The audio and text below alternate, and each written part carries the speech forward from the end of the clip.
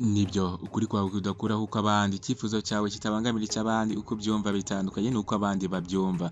Nibyo mbaje kukubwira ibyo amatwi yawe atari yumva, nkakubwira n'ibyo umunwa wawe utari wasoma, dore ko ibinyamakuru ari byinshi kuri iyi si ya rurema.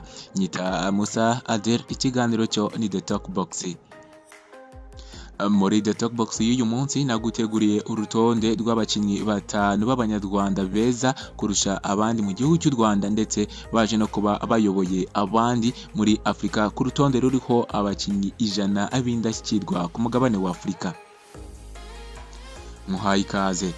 Abanyarwanda batanu barimo Nshuti Gatwa Janvier, Katabarwa Isimbi Alliance Aliyakoro, Bahavu Janet na Yuhi Amuri bari ku rutonde rw'abakinnyi 100 ba filime b'indashyikirwa ku mugabane wa Afurika mu mwaka w'2023.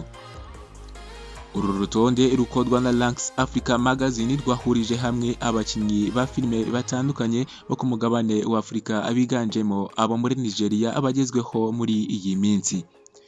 Ni urutonde ruriho abakinnyi ba filime b'abanyarwanda batanu barimo Mizero Nshuti Gatwa, umaze kuba icyamamare muri sinema ku rwego rw'isi. Muri Mata 2023 Mizero yaje ku mwanya wa mbere ku rutonde rw'abantu 100 bahize abandi mu biganiro na filime ibica kuri televiziyo yo mu Bwongereza muri 2022. Uyu musore wavukiye i Nyarugenge mu mwaka w'1992 aherutse kugarukwaho na benshi nyuma yo kugaragara muri filime yiswe Sex Education akinamo yitwa Eric Efiyango, ndetse ategerejwe no mu gice cya 15 cya filime y'uruhererekane ya BBC yiswe Dr. Who. Naho kuri urutonde turasanga undi munyarwanda witwa Janvier Katabarwa, abenshi muramuzi.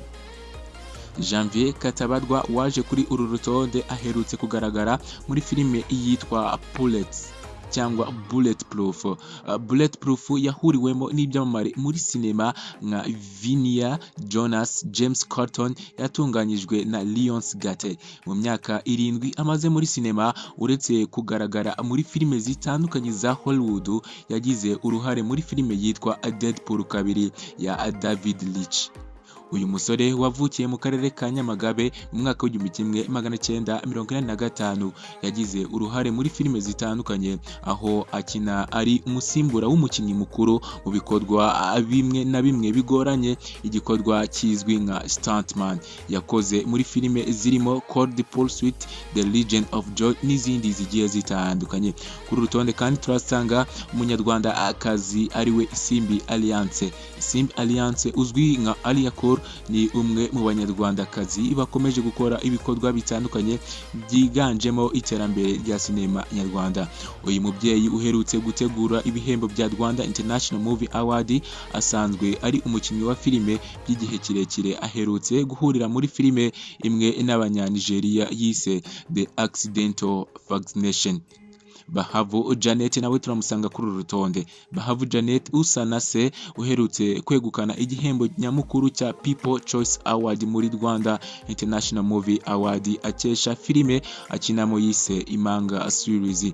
Uyu mukinnyikazi wa filime akanazitunganya aherutse muri Korea y'Epfo, aho yari yitabiriye amahugurwa nyungurana bumenyi kuri sinema yo muri iki gihugu imaze kubaka izina rikomeye ku rwego rw'isi.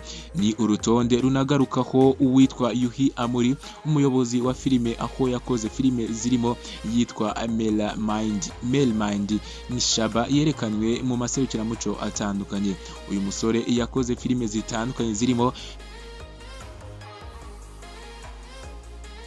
muri 2020 yerekanwe mu iserukiramuco rya Pan Africa Film Festival i Los Angeles, ndetse ko yaje no kwegukana igihembo cya July Award in Africa Movie Academy. Mizero Nshuti Gatwa ni munyarwanda umaze kubaka izina rikomeye muri sinema ku rwego rw'isi. Naho Janvier Katabarwa ni umwe mu banyarwanda bahanzwe amaso na sinema mpuzamahanga i Hollywood.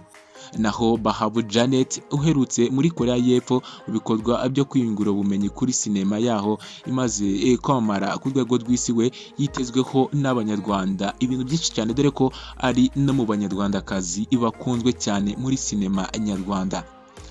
Naho Alia Isimbi cyangwa Isimbi Alliance Aliyakuru usibye gukina filime aherutse no guhabwa umwanya wo gutegura ibihembo bya Rwanda International Movie Award.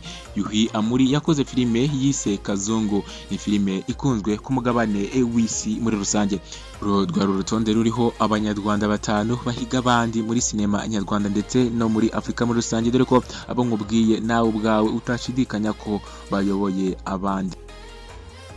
Wowe wahisemo kubana nanjye muri kiganiro cyose, ndagushimiye nkubwira ngo uri umuntu w'ingenzi. Tubane no mu biganiro by'ikindi gihe. Ciao ciao, hasta la vista, hasta la mañana.